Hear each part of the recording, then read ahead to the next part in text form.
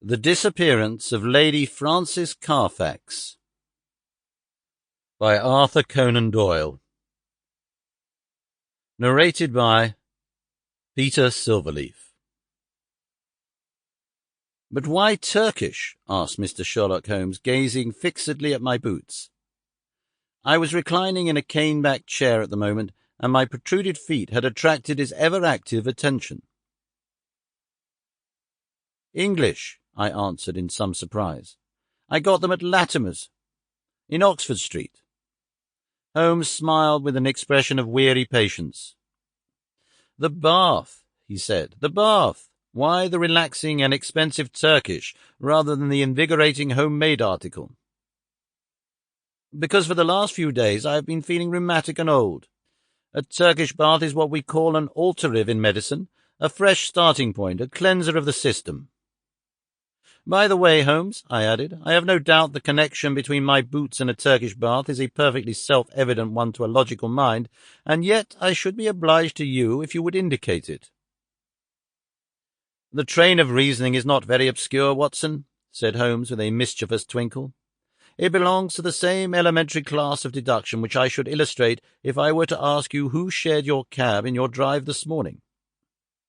"I don't admit that a fresh illustration is an explanation," said I with some asperity. "Bravo, Watson! A very dignified and logical remonstrance. Let me see, what were the points? Take the last one first, the cab. You observe that you have some splashes on the left sleeve and shoulder of your coat. Had you sat in the centre of a hansom, you would probably have had no splashes, and if you had, they would certainly have been symmetrical.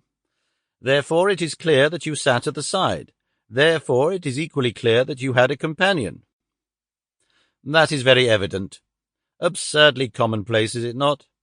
But the boots and the bath?" "Equally childish. You are in the habit of doing up your boots in a certain way. I see them on this occasion fastened with an elaborate double bow, which is not your usual method of tying them.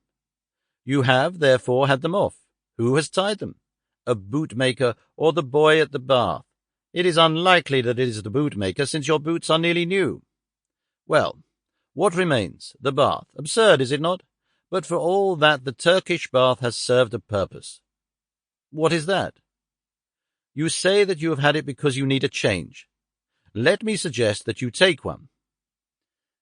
How would Lausanne do, my dear Watson? First-class tickets and all expenses paid on a princely scale." "Splendid! But why?" Holmes leaned back in his armchair and took his notebook from his pocket. Sample complete. Ready to continue?